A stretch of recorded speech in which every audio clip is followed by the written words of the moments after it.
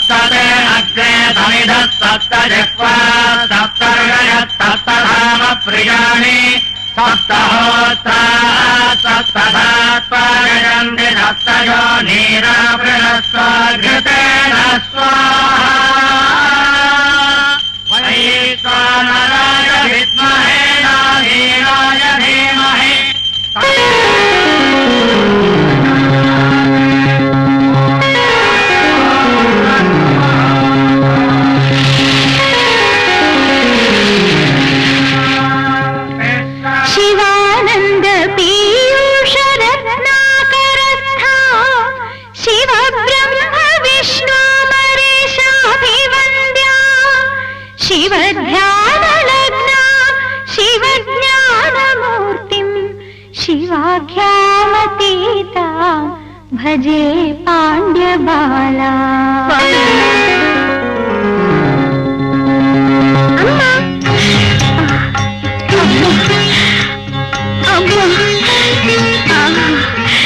இந்த அமுத மொழிகளை கேட்பதற்குத்தானே இத்தனை காலம் தவம் இருந்தேன். சொல் மகளே, சொல். அம்மா அம்மா என்று திரும்ப திரும்ப அழை. அம்மா மகளே,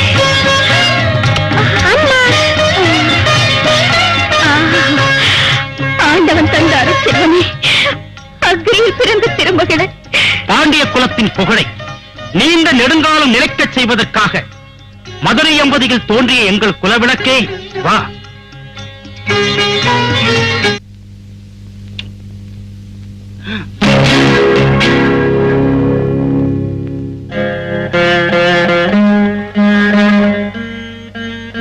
இது என்ன விபரீதம்? ஏன் சுவாமி? இயற்கைக்கு மாறாக 3 ஸ்தனங்களோடு தோன்றியிருக்கிறது இந்த குழந்தை. இறைவா, இது என்ன சோதனை? மலையத்துவஜ பாண்டியனே, மனம் வருந்தாதே. அவளுக்குரிய கணவன் வரும்போது இயற்கைக்கு மாறான அமைப்பு மறைந்துவிடும். அதுவரை ஆண் வாரிசுக்கு உரிய அனைத்து கலைகளையும் கற்பித்து பாண்டிய குலத்தின் பேரரசியாக முடிசூட்டுவாயாக. விண்ணையும் மண்ணையும் வென்று வலம் வரப்போகும் மகளுக்கு தடாதகை என்ற நாமகரணம் செய்வாயாக. தடாதகை எவராலும் வெல்ல முடியாதவள் என்று பொருள். அசரீரி கூற்றுக்கு இணங்க மலையத்துவஜ பாண்டிய மன்னன் தன் மகளுக்கு தடாதகை என்னும் பெயரை சூட்டினார். அத்துடன் கல்வி, வில்வித்தை, வாழ்வித்தை என அனைத்து கலைகளையும் கற்பித்து அதில் சிறந்தவளாக்கினார்.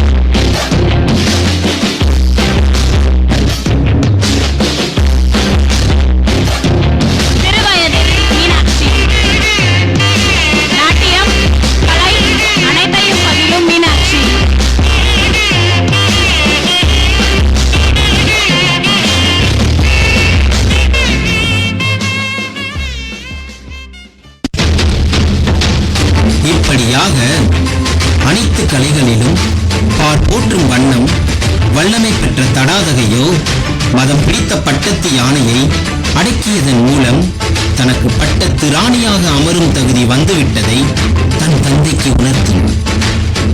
இதை அறிந்த பாண்டிய நாடே விழாக்கோலம் பூண்டது.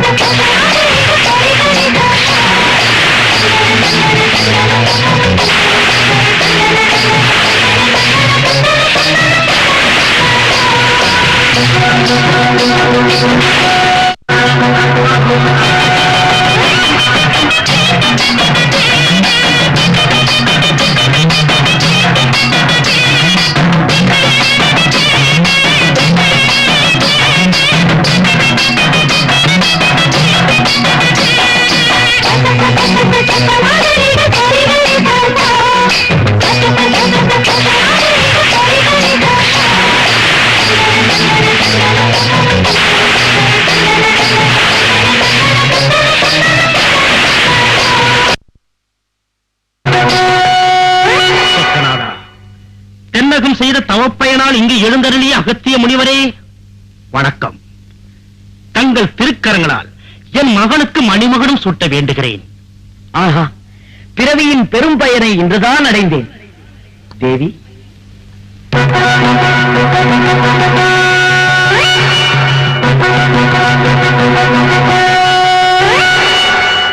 தேவி, பாண்டிய நாட்டு அரியணையை அலங்கரிக்க வேண்டும்.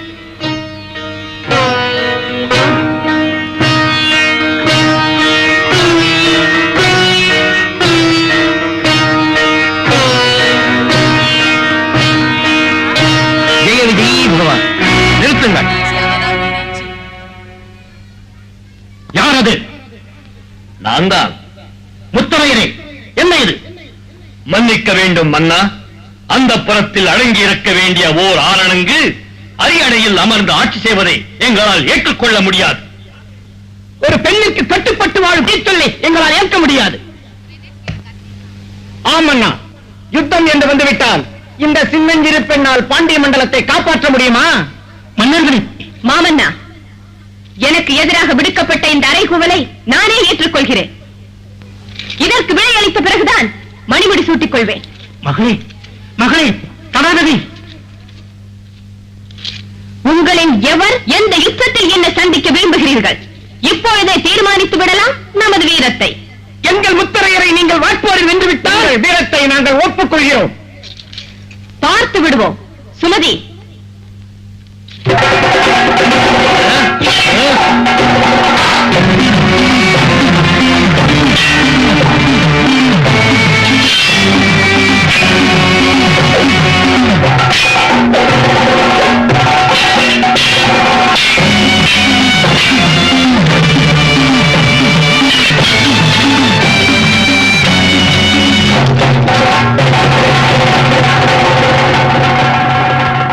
முத்தரையரே. தேவி, வாழ்வீச்சில் என்னை மிஞ்சுபவர்கள் யாரும் இல்லை என்று நினைத்தேன். என் அகம்பாவத்திற்கு சரியான தண்டனை கொடுத்து விட்டீர்கள். என் தோல்வியை ஒப்புக்கொள்கிறேன். பாண்டிய பேரரசி, தங்கள் மனதை புண்படுத்தியதற்கு எங்களை மன்னியுங்கள். தங்கள் பேரரசின் கீழ் சிற்றரசர்களாக இருப்பது எங்களுக்கு பெருமை. பாண்டிய மண்டலத்தின் சிற்றரசர்களே, பெருமக்களே, இனி இந்த மணிமகுடத்தை தேவிக்கு சூட்ட ஒரு தடையும் இல்லையே. பாண்டிய குல பேரரசி, உலகத்தின் முதல் பெண்ணரசி, மதுரையை ஆளும் மங்கையர்க்கு அரசி, மக்கள் உள்ளமெல்லாம் கொலுவிருக்கும் மனோன்மணி.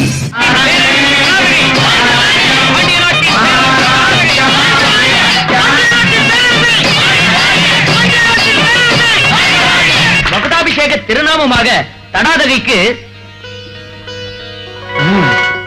அட்சி, மீனாட்சி, மீனாட்சி, மீனாட்சி என்று பெயர் சூட்டுகிறேன். மீனாட்சி, மீனாட்சி. பாண்டிய நாட்டின் பெருங்குடி மக்களே, பெண்கள் சக்தியின் அம்சம். அவர்களை அவமதிப்பது தாய் குலத்தையே இழிவுபடுத்துவதாகும். இனியாகிலும் இதை யாவரும் உணரட்டும். அகத்திய பெருமான் சூட்டிய திருப்பெயர்க்கேற்ப அரசு புரிவேன். பாண்டிய நாட்டு மக்களுக்கு எங்கும் எதனாலும் எவராலும் தீங்கு நேராமல் காப்பாற்றுவேன். எல்லோருக்கும் சம வாழ்வு கிடைக்கச் செய்வேன்.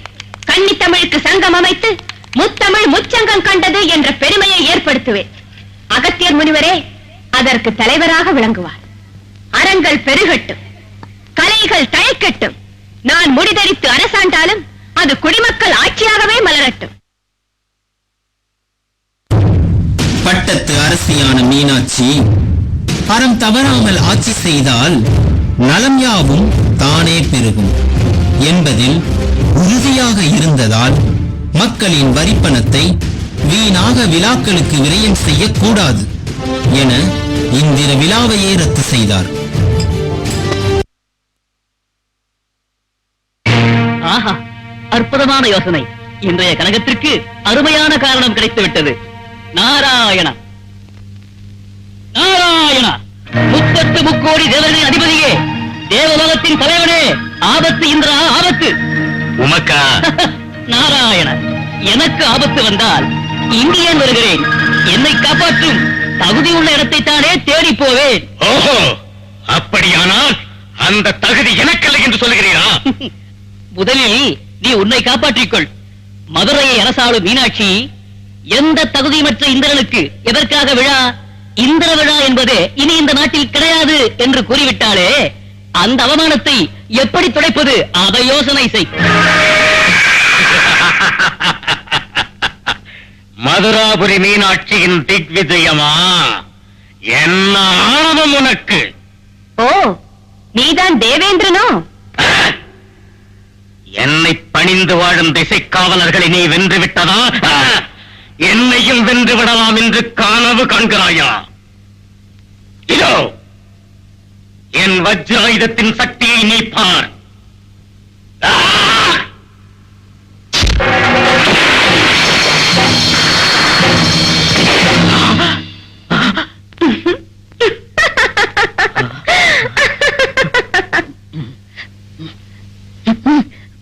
மதுரையிலிருந்து படைகளுடன் கிளம்பி 8 திக்கும் சென்று போர் தொடுக்கிறார் மீனாட்சி. அவ்வாறு கிழக்கு திசையில் அவர் சென்றபோது அமராவதி நாட்டின் மன்னனான இந்திரன் மீனாட்சியுடன் போர் செய்கிறான். ஆனால் மீனாட்சியின் வீர பராக்கிரமத்திற்கு ஈடு கொடுக்க முடியாமல் இந்திரன் ஈசனிடம் தஞ்சம் புகுந்தான். ஏன் இந்த பதட்டம்? எதற்காக இப்படி நடுங்குகிறாய்? நந்தீஸ்வரா, அது எதுவாக இருந்தாலும் என்னிடம் சொல். அந்த மீனாட்சி. ஓ, அவளுக்கு பயந்துதான் ஹரனை சரணடைய வந்திருக்கிறாயா? கேவலம் பூமியில் பிறந்த ஒரு பெண்ணுக்கு பயந்து வானவர் தலைவன் ஓடி வருவதா? வெட்க கேட். நந்தி தேவா, இதையெல்லாம் பேசிக் கொண்டிருப்பதற்கு இது நேரமில்லை. நான் ஈஸ்வரிடம் சென்று அவையும் கேட்க வேண்டும். தயவு செய்து எனக்கு வழிவிடுங்க. பரமேஸ்வரம், பாண்டிய அரசு மீனாட்சி கைலாயத்தின் மீது படையெடுத்து வந்திருக்கிறார். சிவகணங்கள் யாவும் சிதறி ஓடிவிட்டன. நந்திதேவர் தம்மை காப்பாற்றிக் கொள்ள படாத பாடுபட்டிருக்கிறார். இதையும் தாமதித்தார் நிலைமை விபரீதமாகிவிடும். கைலாயத்தை தாங்கள் தான் காப்பாற்ற வேண்டும். அனைத்தும் நன்மைக்கே, அச்சம் வேண்டாம். யாமே சென்று நேரில் அவளை சந்திப்போம். தேவி, தோற்று ஓடி அனைவரும் சிவபெருமானிடம் முறையிட்டார்களாம். நேருக்கு நேர் தங்களை சந்திக்க சர்வேஸ்வரனை புறப்பட்டு வருகிறாராம். போற்றி, விமலனே போற்றி, சகலலோக நாயகா போற்றி, சங்கரா போற்றி போற்றி.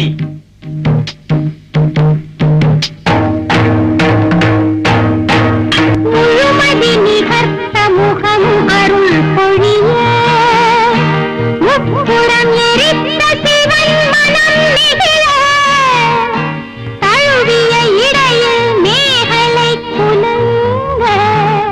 தேவி, மண்ணுலகை வாழ்விக்கச் சென்ற உனக்காக யாமும் அங்கே வருவோம்.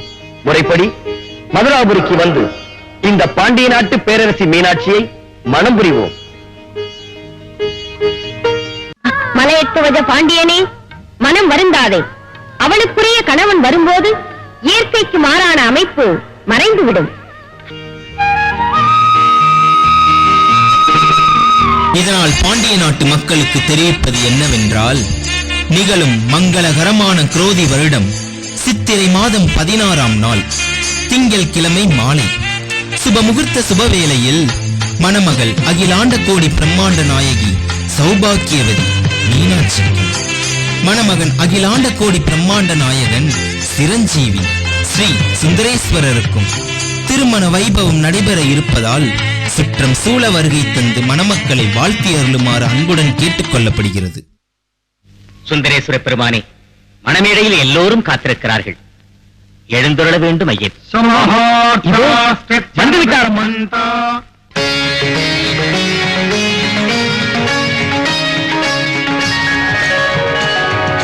மீனாட்சி கல்யாண வைபோகமே, சோம சுந்தரேஷர் வருகின்ற மணக்கோலமே,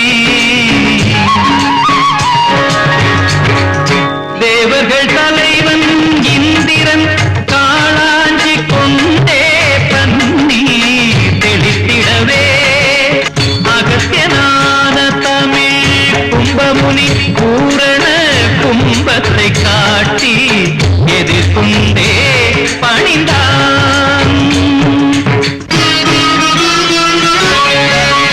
மங்கள சடங்கினை தொடங்கிட பிரம்மனும் அஞ்சலி பிள்ளையார் வைக்கின்றார். நானே இருக்கையில் ஏன் இந்த மஞ்சளன தானே விநாயகர் அமர்ந்து விட்டார்.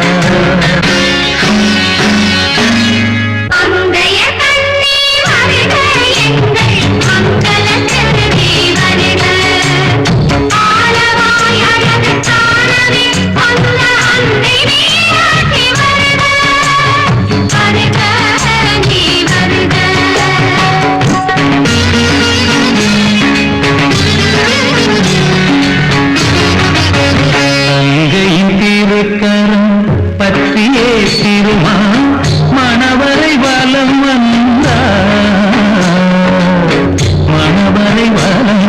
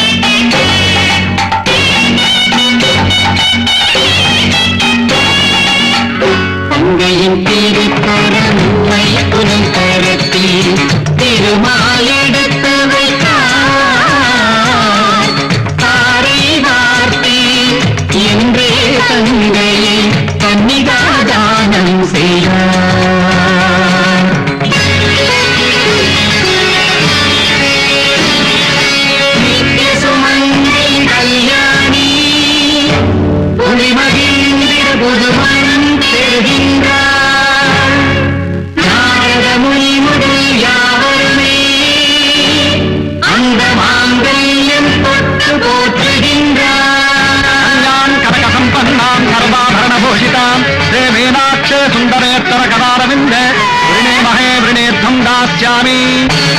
அந்தமனைக்கு நீங்களாயின் மாங்கல்யம் போட்டினார், திருமாங்கல்யம் போட்டினார்.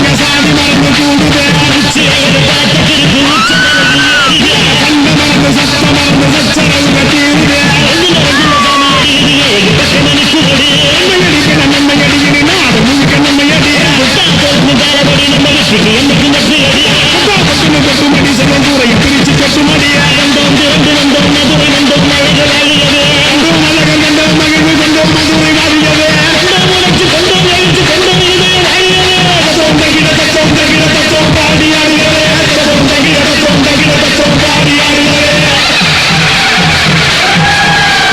The Golden Age. The Cholas were one of the three most powerful Tamil kingdoms in medieval southern India. Here I could welcome and call the students from the grade 1 and 2 on the stage.